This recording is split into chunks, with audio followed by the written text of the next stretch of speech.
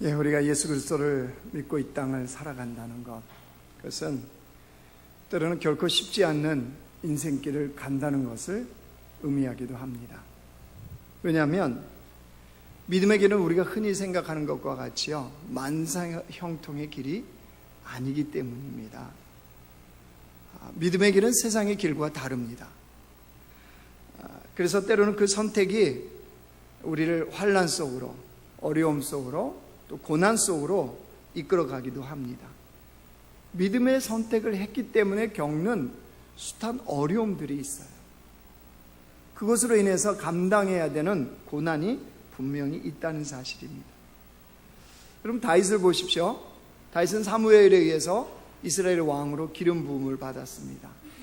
양치기 목동에서 한 나라의 왕으로, 어떻게 보면 인생 역전이 일어나는 그런 상황처럼 보입니다. 근데 웬일입니까? 이때부터가 다윗의 인생의 본격적인 이 환난과 어려움과 고난이 시작되는 그런 시점이었습니다. 다윗이 이스라엘 왕으로 기름 부음 받는 날부터 사울 왕이 허구한 날 다윗을 찾아 죽이려고 하고 있습니다. 사울 왕의 모든 목표가 다윗을 제거하는 겁니다. 그런 바람에 다윗은 광야로, 수풀로, 또 먼 이국 땅으로 도망 다녀야 되는 인생으로 전락을 해버린 겁니다. 여러분, 다윗은 꿈에 늘 생각했을까요? 왕으로 기름 부음 받으면 이런 고난과 어려움과 고통이 그 인생에서 시작된 될 것이라는 것을 꿈에 늘 생각했겠습니까? 아마 전혀 생각하지 못한 일들이 그 앞에 펼쳐진 겁니다. 숱한 어려움 속에서 인생길을 걸어가는 다윗. 다윗의 입장에서 보면 참 어려운 거예요. 근데 여러분, 하나님 입장에서 보면 어떨까요? 하나님 입장에서 보면요, 다윗이 그때부터 왕다운 왕으로 세우기 위한 하나님의 프로젝트의 진행이었어요. 근데 이런 관점에 눈이 없으면 그런 믿음의 길에서 경험하는 숱한 어려움을 제대로 통과한다는 것은 결코 쉽지가 않습니다. 여러분, 오늘 본문에 나오는 아브라함도 보죠. 아브라함이 어떻게 고향과 친척과 아버지 집을 떠나게 되었습니까? 여러분, 4절 한번 가보세요. 창세기 12장 4절. 4절 같이 읽습니다. 시작. 이에 아브라함이 여호와의 말씀을 따라갔고 롯도 그와 함께 갔으며 아브라함이 하란을 떠날 때 75세였더라. 아브라함이 뭘 따라갔다고요? 여호와의 말씀을 따라갔습니다. 하나님께서 분명히 고향과 친척과 아버지 집을 떠나 내가 내게 지시할 땅으로 가라 하는 하나님의 말씀을 따라서 아브라함은 믿음의 길, 순종의 길, 말씀의 길을 간 거죠. 그뿐이 아닙니다. 여러분, 7절 8절 가보세요. 여호와께서 아브라함에게 나타나 이르시되 내가 이 땅을 내 자손에게 주리라 하신지라. 자기에게 나타나신 여호와께 그가 그곳에서 제단을 쌓고 거기서 베델 동쪽 산으로 옮겨 장막을 치니 서쪽은 베델이요 동쪽은 아이라. 그가 그곳에서 여호와께 제단을 쌓고 여호와의 이름을 부르더니. 다시 그 길을 그냥 걷는 게 아니었죠. 여호와께 제단을 쌓았다는 게 뭡니까? 예배했다는 거죠. 예배. 말씀의 길을 따라갔고 분명히 영적 예배자의 삶을 시작한 거예요. 그러면 우리 상식에 어떤 일이 벌어져야 될 것 같습니까? 그렇게 하나님의 말씀에 따라 믿음의 길을 걸어가고 영적 예배자로서 제단을 쌓는 것을 놓치지 않았던 아브라함이었다면 그 인생의 길에 뭐가 준비되어야 돼요? 우리 생각에는 하나님의 놀라운 복이 예비되어 있어야 맞는 거 아닙니까? 하나님께서 만사 형통의 그 삶을 시작할 수 있도록 하나님이 하셔야 되는 것이 마땅하지 않나요? 우리는 분명히 그렇게 생각하고 믿음의 길을 시작합니다. 말씀을 따라갑니다. 하나님께 예배자로 삶을 살아갑니다. 그런데 여러분, 우리의 바람과는 실상이 전혀 달랐어요. 10절 말씀 보세요. 10절 같이 읽어요. 시작. 그 땅에 기근이 들었으므로 아브라함이 애굽에 거류하려고 그리로 내려갔으니 이는 그 땅에 말씀을 따라가는데 뭘 만났어요? 기근이요. 여호와께 제단을 쌓는 영적 예배자의 삶을 살았더니 뭐가 기다려요? 기근이요. 믿음의 길을 시작했는데 예배자의 삶을 살아가는데 거기에 커다란 어려움을 만났다. 자, 이런 인생을 만나면 여러분 어떻게 해석하시겠습니까? 그래요, 찬양대. 어떻게 해석하시죠? 더운 가운 벗어요? 괜찮아요? 저도 안 입었는데 왜 입고 앉아 계세요?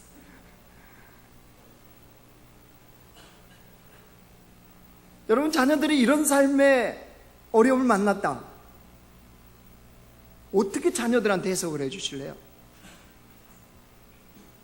아빠, 믿음의 길을 갔더니 기근이야. 예배자로 진실하게 살아갔더니 인생의 장벽을 만났어. 아빠, 어떻게 해요? 그럼 여러분 뭐라고 그러실래요? 뭐라고 해석해 주실래요? 아이고, 괜찮습니다. 천천히 하십시오. 여러분 어떻게 이것을 해석해야 되죠? 이걸 어떻게 받아들여야 되죠? 여러분, 이런 인생의 기근을 만났을 때 어떻게 이 기근을 통과할 수 있을까요? 기근을 만난 아브라함이 어떤 선택했나요? 애굽 땅으로 기근을 피해서 내려갔습니다. 기근을 피해서 내려가는 아브라함 속에 두려움이 하나 있었습니다. 그것은 자신의 아내 사레가 너무나 이쁜 거예요. 자기가 보기에도 이쁜 거예요. 근데 몇 살이에요? 75세 출발했으니까 사레가 몇 살이에요? 65세. 10살 차이니까. 65세 아내가 너무 아름다워서 두렵다. 이해되나요? 그래서 학자들은 65세의 나이를 감안하면 아름답지 않았을 거다, 이렇게 얘기하는 사람들도 있습니다. 하지만 여러분, 여기 아리따운 여인이라고 그랬잖아요. 11절에 보면 아리따운 여인이라, 그리고 14절에도 그 여인이 심히 아리따움을 보았고 했잖아요. 여기서 아리따운이라는 이 단어는요, 히브리어로 뭐라 그러냐 그러면 예파트 마리에라는 단어를 씁니다. 예파트 마리에. 근데 이 예파트 마리에라는 히브리 단어는 어느 때 쓰냐 그러면요, 그 여인이 심히 아름다운 상태일 때 쓰는 단어입니다.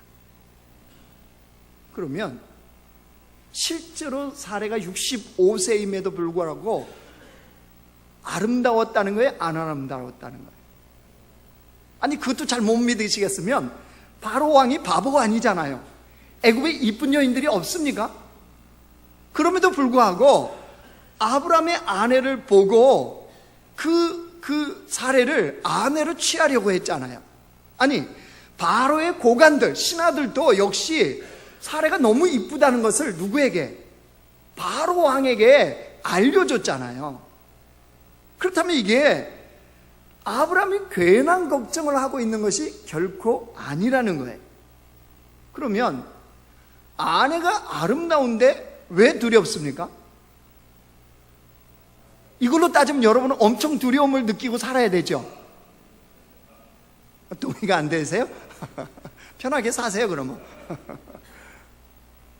왜 아내가 아름다운데 남편이 두려움을 느껴요? 그 당시에는 힘의 논리가 지배하는 세상이었습니다. 어떤 사람이 아름다운 여자를 아내로 데리고 다니고 있다, 그러면 남편을 죽이고 아내를 취하는 것이 그 당시의 세상의 논리였습니다. 아브라함이 이거를 모를 리가 없잖아요. 그래서 아브라함이 생각해낸 것이 있었습니다. 12절 보세요.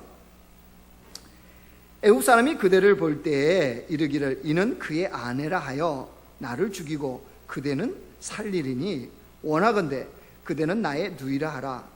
그러면 내가 그대로 말미암아 안전하고 내 목숨이 그대로 말미암아 보존되리라 하니라. 아브라함이 분명히 하나님의 명령에 따라, 말씀에 따라 믿음의 길을 시작했습니다. 그런데 지금 어떤 꾀를 따르고 있죠? 사람의 꾀. 사람의 꾀의 방법을 지금 선택하고 있죠. 그럼 우리 질문이 생겨요. 아니, 왜 아브라함은 이때 하나님께 묻지 않았고 하나님 말씀의 방법을 따르지 않았을까? 그죠?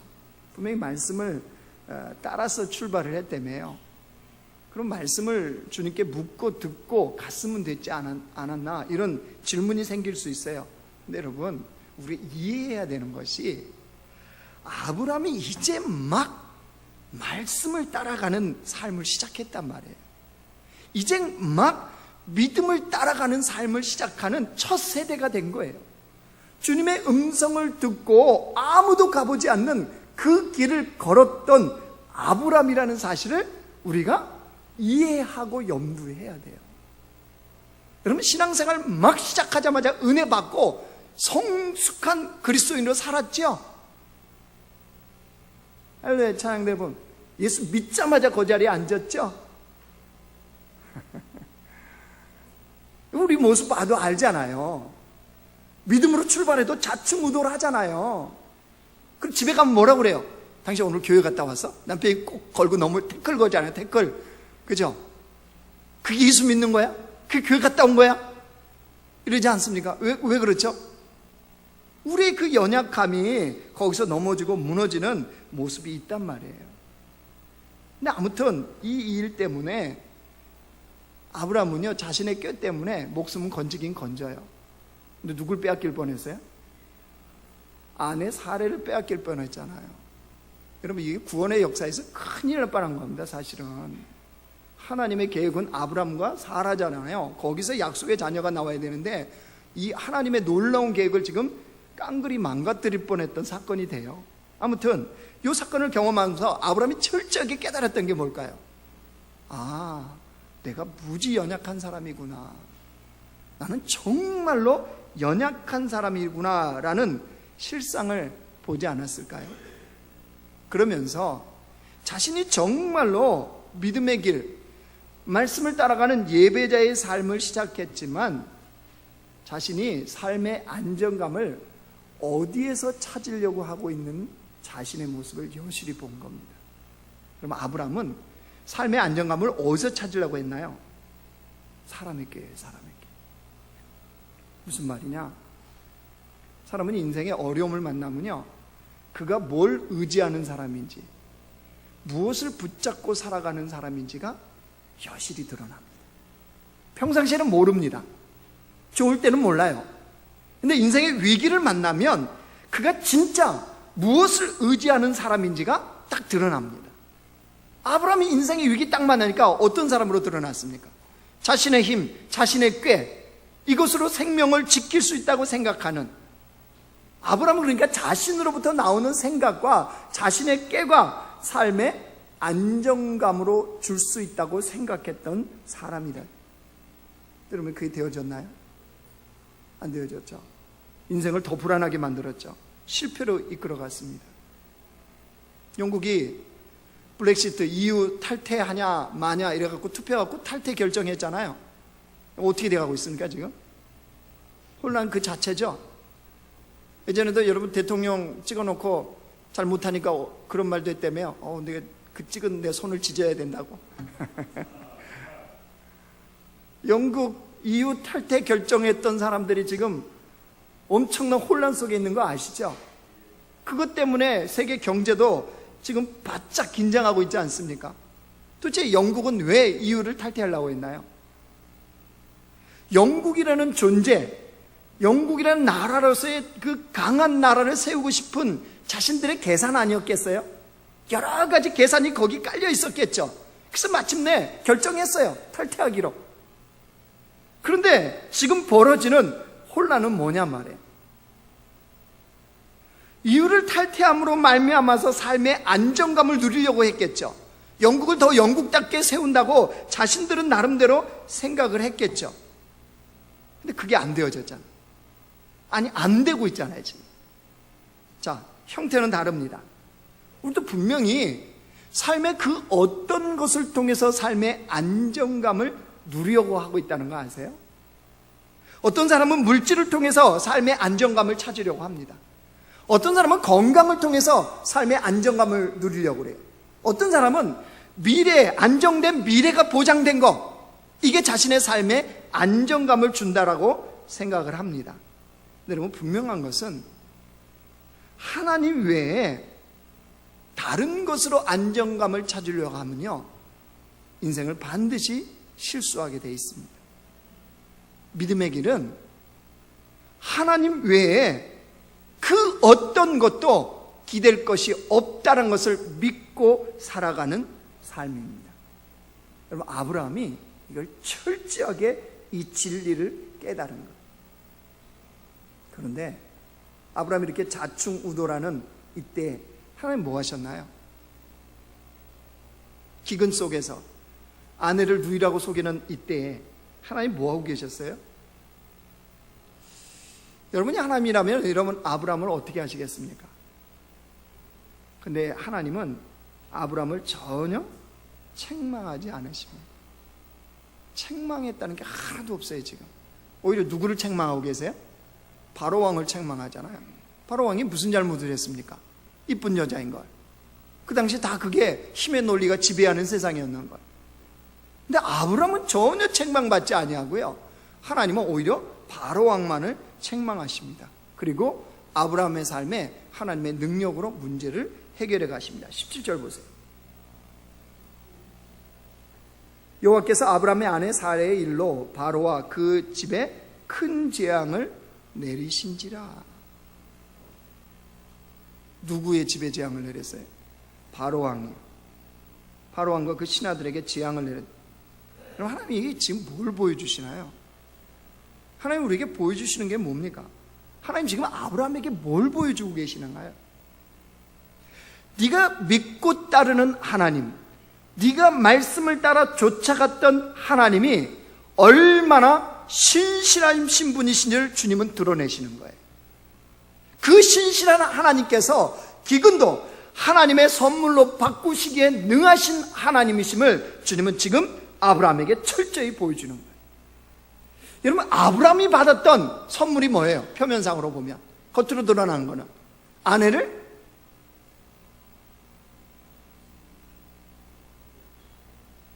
왜 할렐루야 눈만 껌뻑껌뻑 하세요? 아내를 어떻게 했어요? 도로 찾았죠. 또 표면상 드러나는 선물은 또 뭐였어요? 그 아내를 누이라고 속인 것 때문에 바로왕에게 뭘 받았어요? 양과 우양과 나귀와 노비와 재산이 많아졌어요. 자, 표면상은 하나님의 선물이 이거였어요. 그런데 여러분, 더 중요한 하나님의 선물이 있다는 거 아세요? 더 중요한, 그건 표면상 보여주는 선물이었고, 보이지 않는 더 놀라운 하나님의 선물이 뭐였을까요? 그건 이거였습니다. 아브라함은 이제까지 자기 자신을 바라보고 자기 자신을 주목하는 삶을 살았습니다. 그게 위기를 만나자 아내를 누이라고 속이는 사람의 꾀를 내는 방법이었습니다. 하나님은 이를 통해서 무엇을 보여주세요? 인생에서 만나는 예상치 못하는 기근 때에 무엇을 바라보고 무엇을 주목하며 그 기근을 통과해야 되는지를 주님은 말씀하십니다. 여러분, 믿음의 삶은 인생에 예상치 못하는 기근을 만났을 때 자신을 주목했던 눈을 하나님을 향하고 자신을 바라봤던 눈을 주님을 향해서 바라보고 주목하는 삶으로 바꾸는 것, 이것이 믿음의 삶입니다. 인생의 기근은 그렇게 통과하는 거예요. 인생의 기근은 하나님을 바라보고 그 주님으로 말미암아 기근을 통과하는 거예요. 아브라함이 정말 그 선물을 받았을까요? 우리는 눈에 보이는 아내를 다시 찾고 노비와 낙타와 양과 소와 이런 걸 얻었더라, 이거밖에 안 보이잖아요. 근데 보이지 않는 하나님의 놀라운 선물, 기근을 선물로 만들어 가시는 하나님의 진짜 선물은 바로 그게 아니었어요. 아브라함이요, 이 선물을, 이 기근을 통과하고 받았느냐 안 받았느냐 어떻게 할까요? 아브라함이 바뀌어요. 이 기근을 통과한 다음에 아브라함이 바뀝니다. 당장 13장으로 넘어가면 어떤 사건이 벌어집니까? 조카 롯과의 영토 싸움이 벌어지죠. 재산이 많아서 함께 기거할 수 없어요. 여러분, 그때 아브라함이 조카 롯에게 무엇이라고 얘기합니까? 내가 좌하면 나는 우하고 네가 우하면 나는 좌하리라. 여러분, 이런 양보의 마음이 어디에서 나오나요? 이 마음이 아브라함에게 이 마음이 도대체 어디로부터 왔냐는 거죠. 자신을 주목하고 자신을 바라보는 아브라함이었다면 이 말을 할 수가 없습니다. 나중에 독자 이삭 아들을 번제로 하나님 바치라고 그럽니다. 그 말씀에 아브라함이 철저하게 순종을 합니다. 여러분, 이 순종은 어디에서 가능하게 했을까요? 아브라함이 기근을 통해서 그것을 통과하면서 본 게 있었기 때문입니다. 하나님으로부터 받은 선물이 있었어요. 그건 무엇이냐? 기근도 선물로 바꾸시는 하나님. 그 기근은 하나님을 바라보며 하나님을 주목하며 통과해야 된다는 사실을 아브라함은 철저하게 알았기 때문입니다. 그래서 아브라함이 달라진 거예요. 여러분, 이걸 똑같이 경험했던 한 사람이 있습니다. 다윗입니다. 다윗. 여러분, 시편 23편에 다윗이 이렇게 고백합니다. 여러분, 시편 한번 넘어가 보실래요?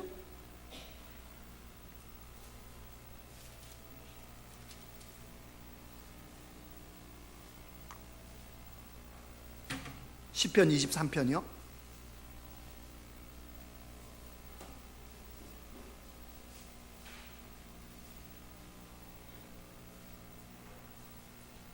(1절입니다) 시편 23편 1절 우리 같이 읽습니다. 시작. 여호와는 나의 목자시니 내게 부족함이 없으리로다. 다윗의 고백입니다. 여호와는 나의 목자시니 내게 부족함이 없으리로다. 여호와가 목자 되시면 부족함이 없는 인생이 된다는 거예요. 자, 그렇다면 여기서 다윗이 말하는 부족함이 없는 인생이라는 게 뭐겠습니까? 하나님이 그 인생의 필요를 공급하시기 때문에 부족함이 없다고 고백하는 걸까요? 하나님이 그 재정을 공급해 주시기 때문에 부족함이 없다고 지금 고백하는 걸까요?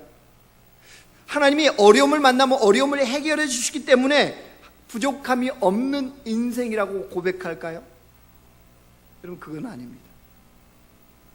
하나님이 인생의 문제를 해결하시고 재정을 공급하시고 또 필요에 따라 그 필요를 공급하시는 하나님이시기 때문에 내게 부족함이 없다라고 고백하는 것이 아닙니다.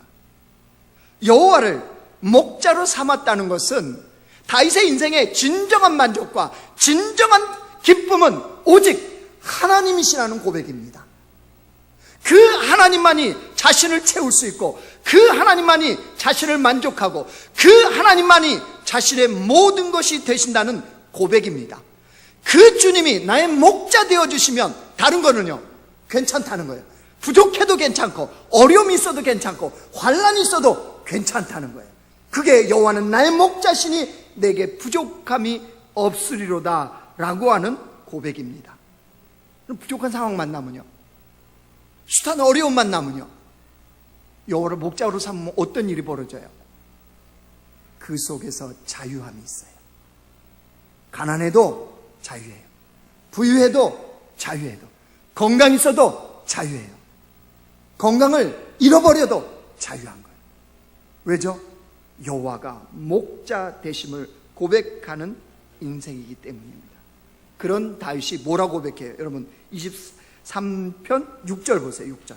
자, 그의 최종 고백입니다. 시작. 내 평생에 선하심과 인자하심이 반드시 나를 따르니 내가 여호와의 집에 영원히 살리로다. 어디에 산대요? 왕권에요? 부귀영화예요? 만수무강이에요? 아니요. 여호와의 집에 영원히 살겠다. 무슨 말입니까? 그 인자하심과 선하시고 그것을 신실히 베푸시는 하나님과 함께 인생을 사는 것이 내게 가장 행복합니다 라는 고백입니다. 여러분, 이게 뭘 말해주나요? 우리가 예상치 못한 인생의 기근을 만났을 때는 어떻게 통과해야 된다는 거예요. 여러분, 그것은 다른 것이 아닙니다.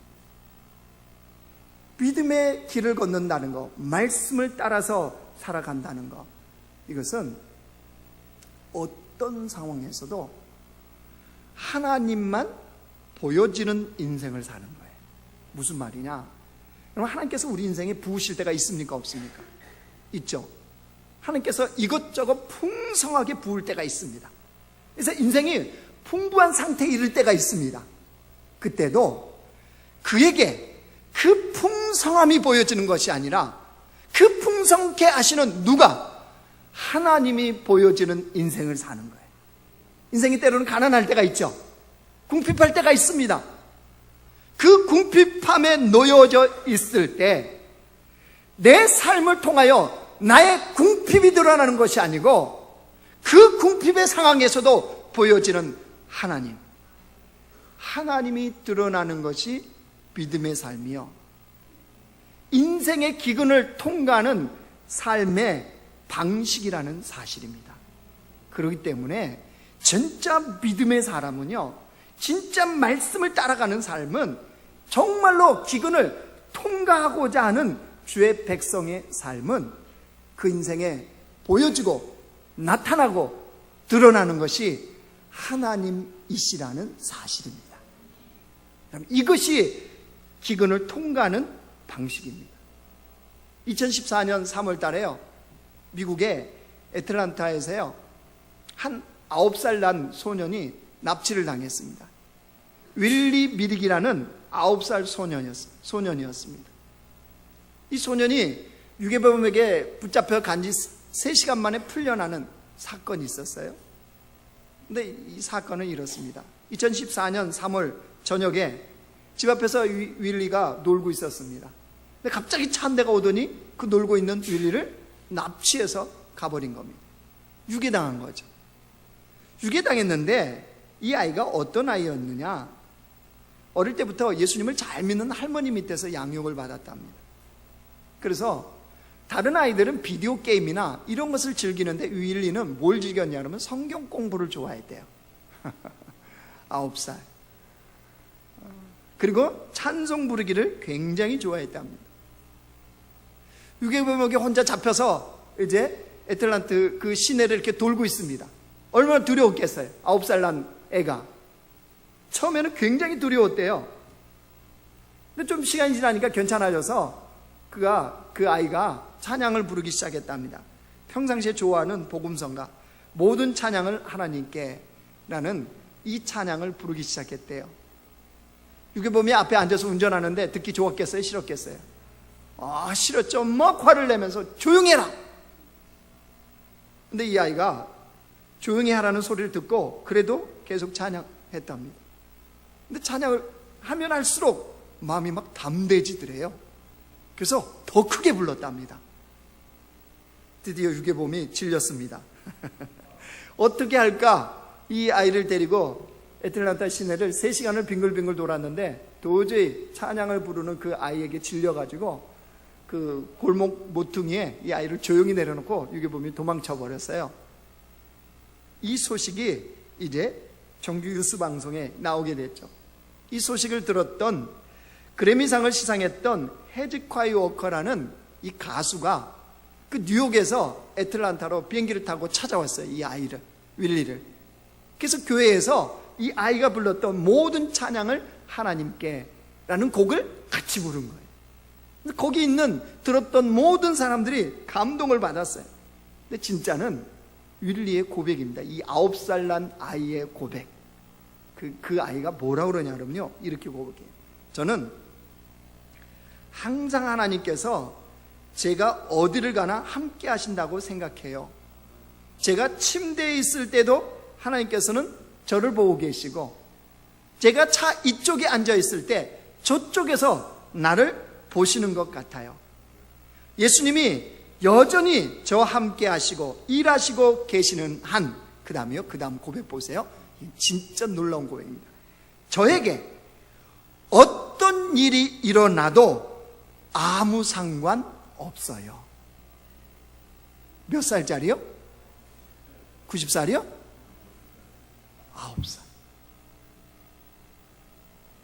주님이 저를 보고 계시고 주님이 저와 함께 하신다면 어떤 일이 벌어져도 상관없어요. 인생의 기근이 와도, 인생의 풍년이 와도 전혀 관계없어요.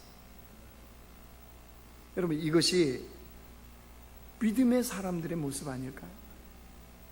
이제 말씀을 정리하겠습니다. 여러분, 믿음을 따라갔는데, 말씀과 하나님을 따라갔는데 전혀 예상하지 못한 인생의 기근을 만난 분들 계세요.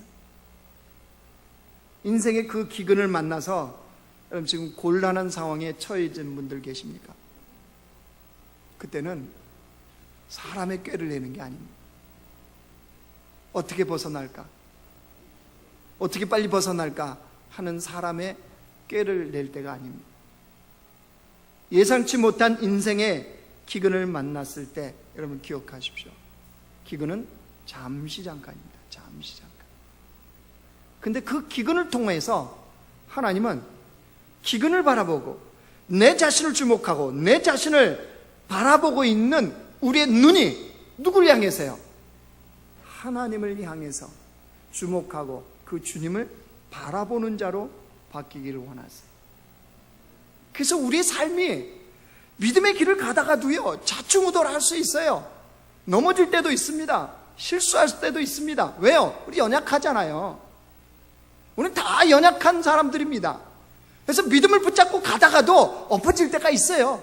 실수할 때가 있습니다. 여러분, 그때 우리가 누구를 바라봐야 된다고요?